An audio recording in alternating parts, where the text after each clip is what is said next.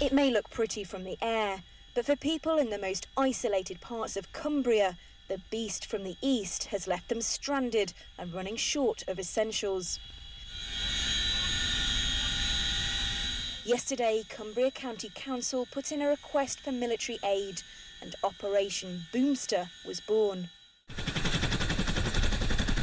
Some of the areas we're looking at have got 10 to 15 foot snow drifts. They've been cut off for 6 days, not going to get aid for another 2 or 3 days. I've heard stories this morning of people walking 4 to 5 miles cross country in snow drifts to try and get a pint of milk. How's it going, mate? You all right?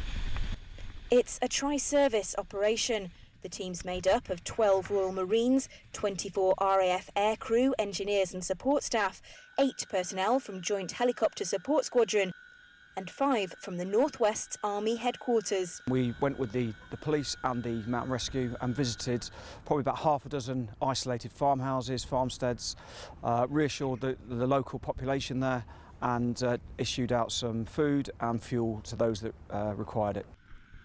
Not everyone needed help, but for some the arrival of the military has been invaluable.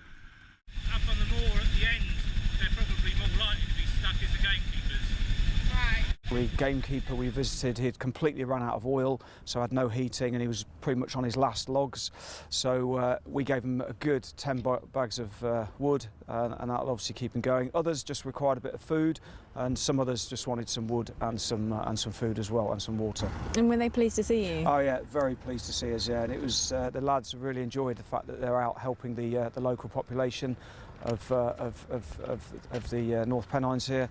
And yeah, they're all very pleased to see us. That road's clear there, they've been using it. So again, that road's clear. I think people just wanted to feel that they hadn't been cut off. You know, it's been 5 or 6 days for some of them and they haven't been able to see anyone else outside their little community. So just the reassurance that people were thinking about them, they were coming, and you know, we've got rid of a lot of wood today. So just keeping people warm. They've been without electric, some of them. So. And I imagine it's worse for the elderly. Yes, yeah. I think that's where the biggest concern is, certainly for the local council and the civilian agencies. But yeah, we're just happy to be able to help. Of course, the military train constantly for events like this. It wasn't long ago they were here helping people who'd been flooded out of their homes, and the recent weather has proved a busy time for the forces. I've had colleagues out last week in Lincolnshire doing exactly this sort of thing. West Midlands have been out, South West have been out. It's been a hard 10 days weather-wise, which is a little bit unusual this time of year, but not unusual for the military aid type community. We're there 24/7 and able to support, and it's just making sure that our civil partners get what they need from the military. Yesterday, Operation Boomster successfully completed all 13 of the drops requested by the council, as well as additional opportunity drops when they found more people in need. I've been here 20 years and I haven't seen anything like this. You always rely on the army. Literally, the first couple of days, the snow was so fine and dusty, it was in the air everywhere, you couldn't see anything. It was impossible. But you couldn't leave your house at all. You could not leave your house. I mean, we couldn't get vehicles anywhere. The roads are completely blocked off. I should actually be in Mallorca right now, but I couldn't make me flight. It's great to see you guys here and getting around. So thanks very much. It means a lot. There was a lot of liaising with locals to work out who needed help. These are tight-knit communities, and residents were only too willing to point the military in the right direction.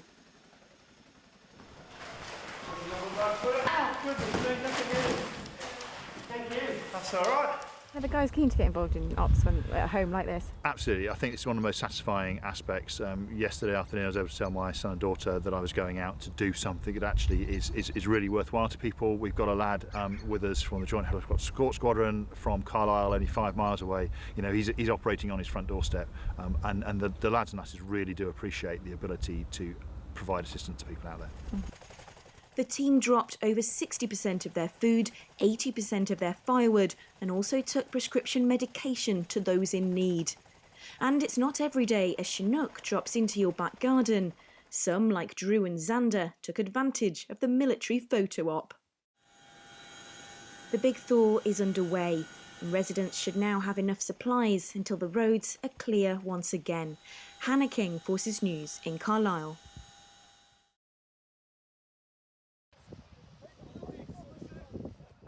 stunned bystander captured the moment this group of Royal Marines came to the rescue of a lorry driver stuck in the snow as Storm Emma continued to wreak havoc across the UK.